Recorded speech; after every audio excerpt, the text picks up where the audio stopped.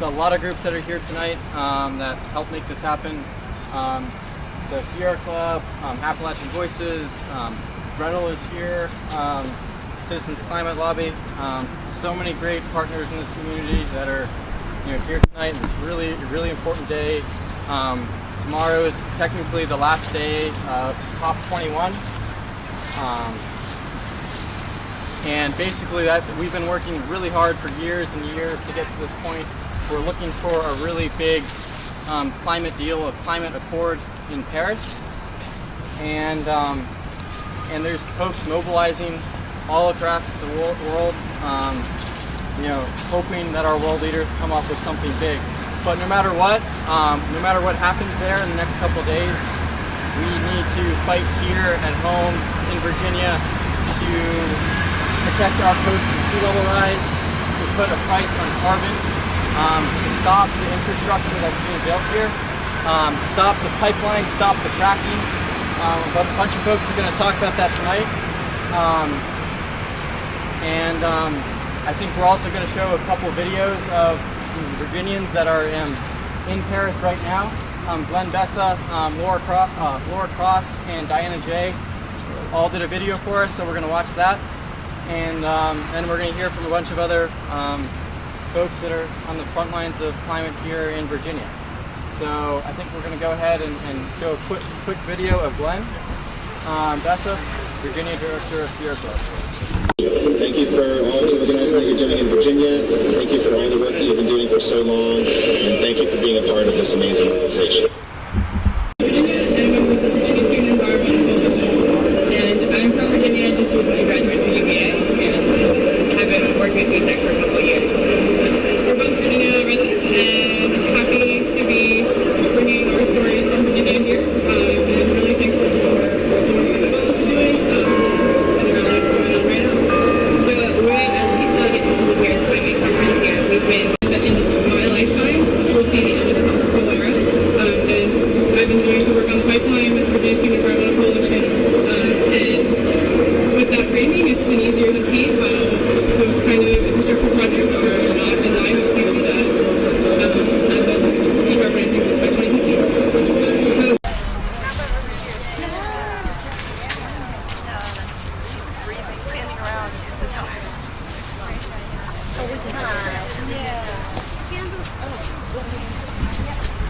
Thank you, Charlie. Thank you, CCAN, Sierra Club, all the other groups here. My name is Whitney, and I'm from Blue Ridge Environmental Defense League, and I was going to say a few words about a couple of different topics that are pretty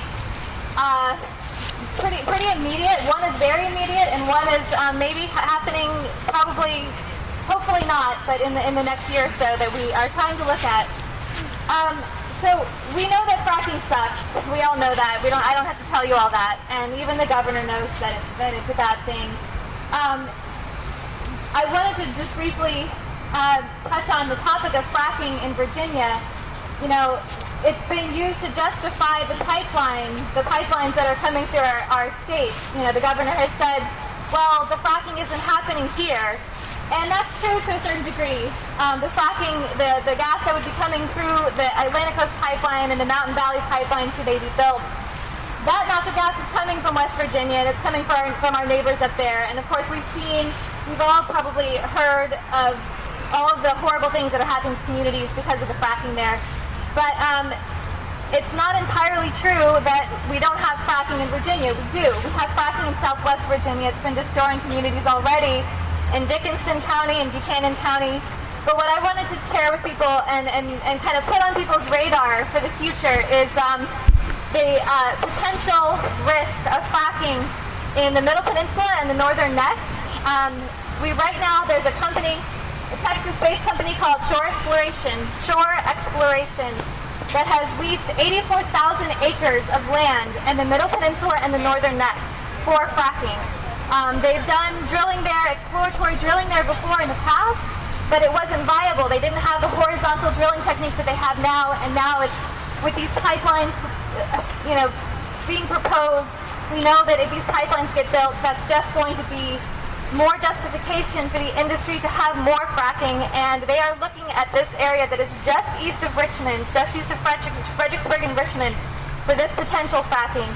And I wanted to share some thoughts with you about that and in relation to climate change, in relation to sea level rise in the Tidewater region, because we know that that is the most vulnerable region in our state, at least, and on this East Coast.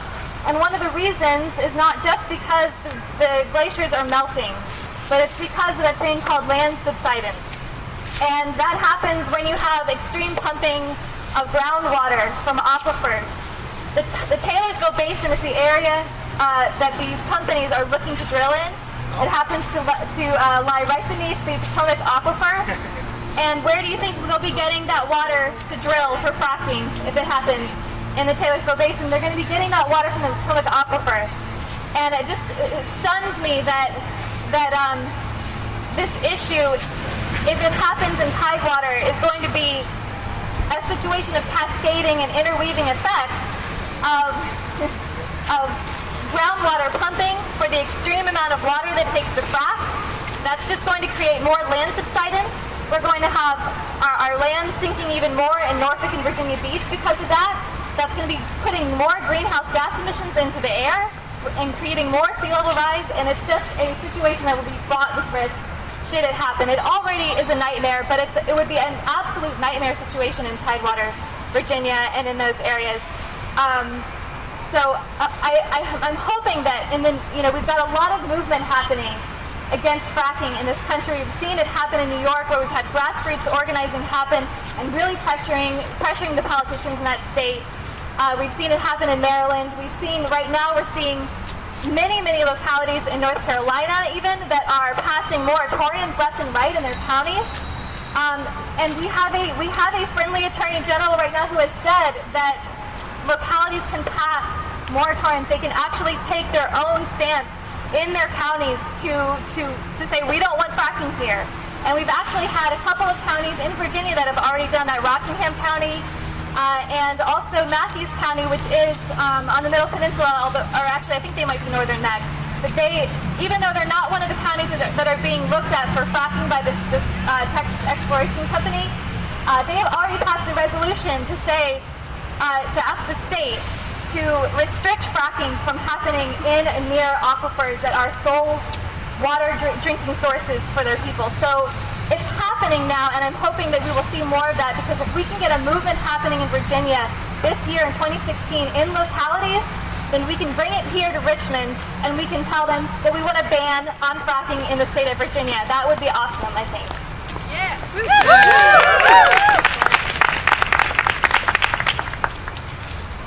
And then one other thing that I thought we should probably mention, and I think in the past couple of days, hopefully people have seen this going around more on Facebook and social media. If you haven't, please look into it. I can, or come to me and I can share you more information about it. But it's been just coming on people's radar that Dominion plans to. Right now, they have 2 draft permits that are sitting in the DEQ's office, and the public comment period ends December 14th, this Saturday. That would be dumping millions of gallons of coal ash wastewater into our rivers in Virginia, in the James River right over here, and the Potomac River up north of us.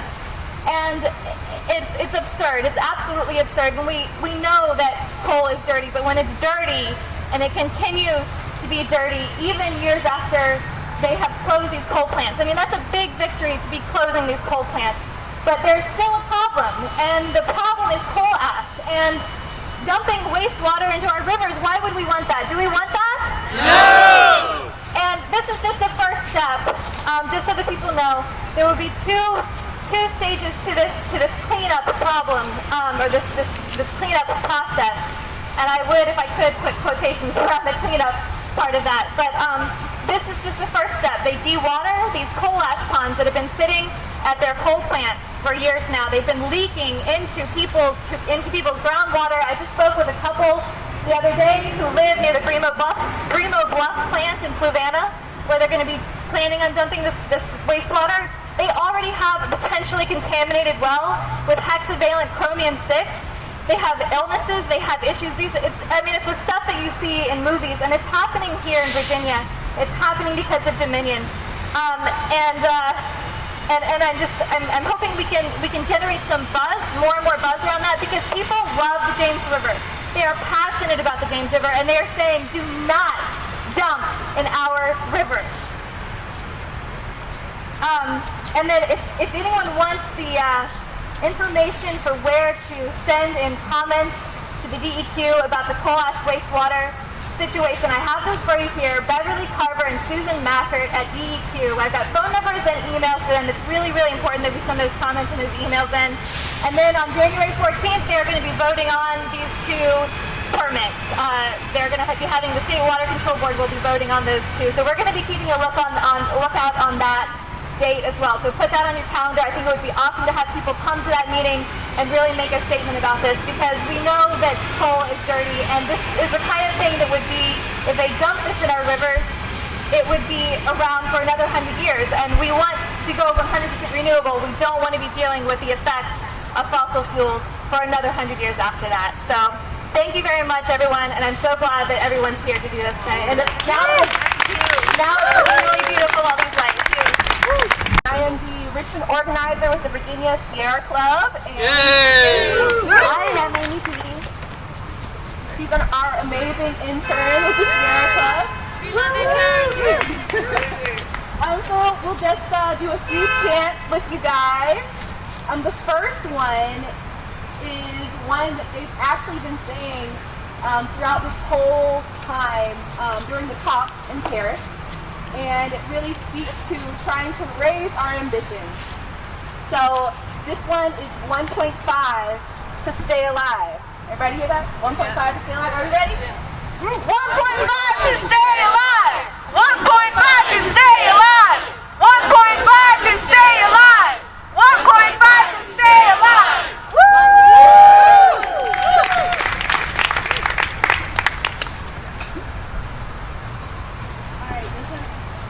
Oh, okay. I think you guys know how this one goes. I'm going to ask you what you want, which is clean energy, and I think you know when we want it. What do we want? Clean energy! When do we want it? Now! What do we want? Clean energy! When do we want it? Now! Woo! Okay, and I know you all know this one, so just feel free to join in. Hey, hey! Ho, ho! Fossil fuels have got to go! Hey, hey! Ho, ho! Fossil fuels have got to go! Hey, hey! Ho, ho! Fossil fuels have got to go! Hey, hey! Ho, ho! Fossil fuels have got to go! Hey, hey!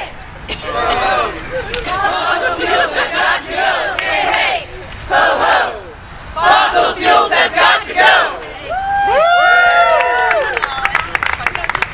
And just one more, because chanting is so much fun.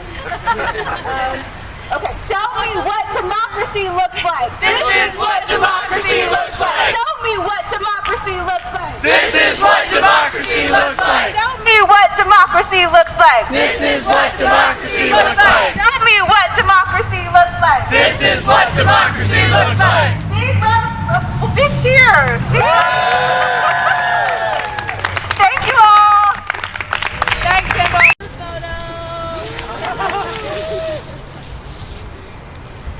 Thank you so much, everyone. Big round of applause.